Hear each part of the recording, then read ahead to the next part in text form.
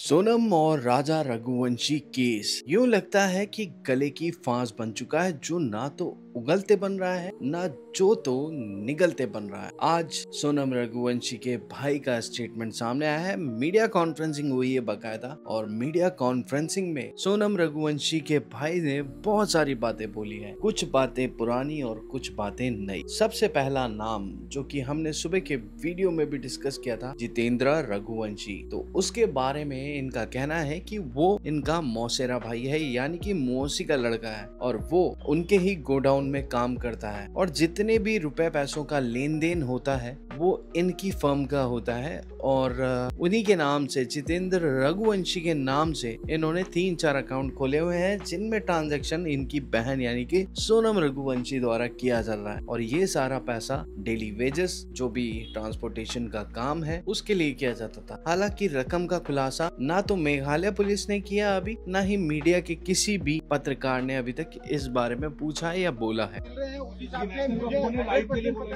उसी ने ये काम कराया और करवाया गया है।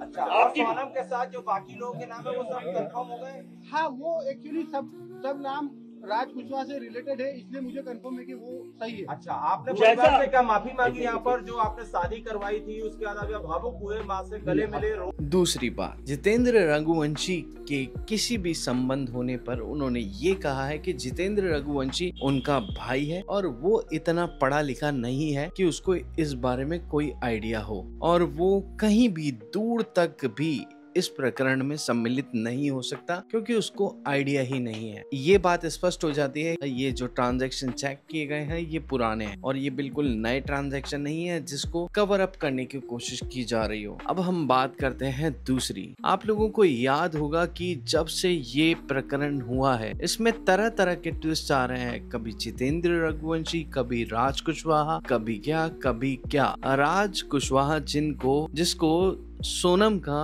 प्रेमी कहा जा रहा था, अब उसमें नया ट्विस्ट ये आया है कि राजा के घर वाले भी इवन, और सोनम के घर वालों का भी ये कहना है कि राज कुशवाहा वो व्यक्ति था जिसको सोनम अपना भाई मानती थी, और वो उनसे राखी भी बंधवाता था। और उसकी एक फोटो आज सामने भी आई है, और उस फोटो के ऊपर मीडिया में अलग अलग तरह की न्यूज़ेस बन रही है। देखिए, कैरेक्टर असैसिनेशन करना ना मीडिया का काम है। किसी भी इंसान के कैरेक्टर पे उंगली उठाना और उसको तोड़ मरोड़ करके पेश करना ही न्यूज चैनल्स का काम होता है। जितना ज्यादा मसाला होगा उतनी ज्यादा न्यूज चलेगी। तरह तरह की हेडिंग्स को मॉडिफाई करके बनाया जाता है, जबकि आप वीडियो पे जाते हैं तो ऐसा कुछ भी आपको बोला नहीं जाता या दिखाया नहीं जाता। तो ये सारी क्लिक बैट्स होती हैं, इन चीजों को आप समझिएगा।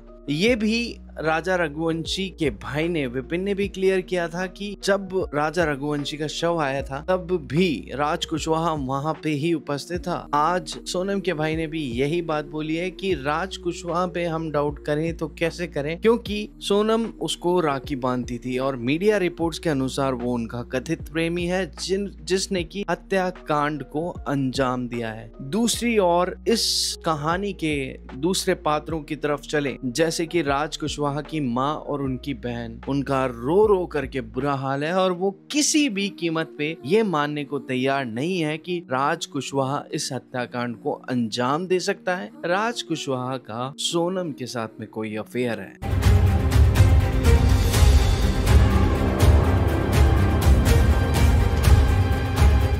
क्या बोले आपको? अपने बेटे से मिलना है तो क्या बोले पुलिस ने? उन्होंने बोला अभी नहीं, 5 मिनट, अब वहाँ मंदिर पे बैठे जाके बाद में अपने राज से मिलने आई थी। अच्छा, क्या लगता है आपने? मैं जी घबराते जाए से होने लगता, मैं जान घबराने लगती, मैं कुछ देर जान भी जाती है।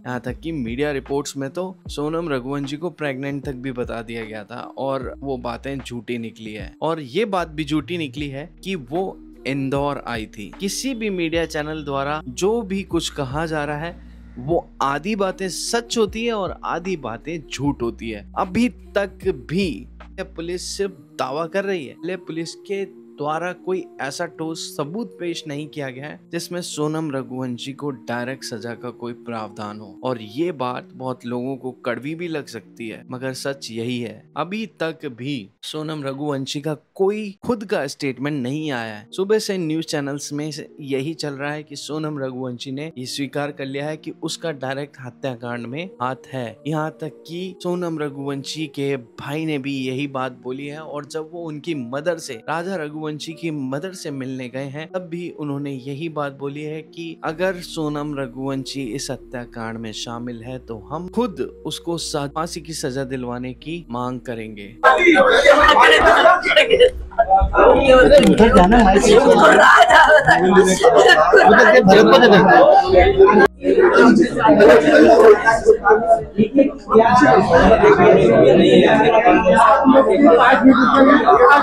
आपको सबको बयान दूंगा, 5 मिनट रुक जाइए।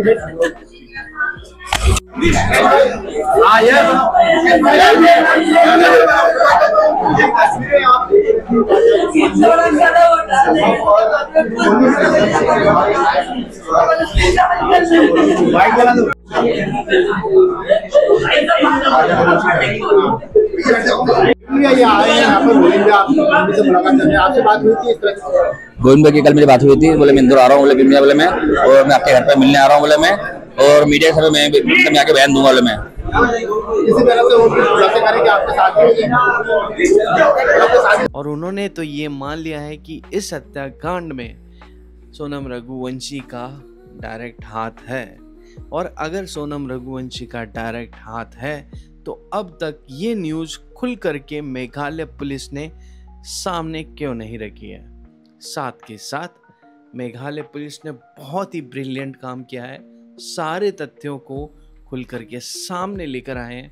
और अब हम यही कोशिश करेंगे कि जल्दी से जल्दी मेघालय पुलिस का स्टेटमेंट आए, सोनम रघुवंशी की डायरेक्ट मीडिया के सामने ये कबूलनामा होना चाहिए कि उसने इस हत्याकांड को अंजाम दिया है। देखिए, आप लोगों को शायद सुन करके अच्छा ना लगे, मगर अपने भारतीय संविधान के अनुसार पुलिस कस्टडी में जो भी बयान दिया जाता है उसकी कोई वैल्यू नहीं होती है जब तक वो बयान कोर्ट में ना हो, जज के सामने ना हो। और अब पूरे इंडिया की गुहार यही है कि इस केस को जल्दी से जल्दी पूरा क्लियर किया जाए। आज जब राजा रघुवंशी की माँ के आंसू हम लोगों ने देखे और सोनम रघुवंशी का भाई जो कि गोविंद है उनको दिलासा दे रहा था, तो ये मानिए कि सबको ये लग रहा था कि सोनम रघुवंशी ही गुनहगार है। और हम सबका मानना यही है कि सोनम रघुवंशी अगर गुनहगार है तो उसको सामने ला करके कबूलनामा दिया जाना चाहिए। इस केस में जितने भी प्लॉट्स बदले हैं, जितने भी ट्विस्ट्स आए हैं,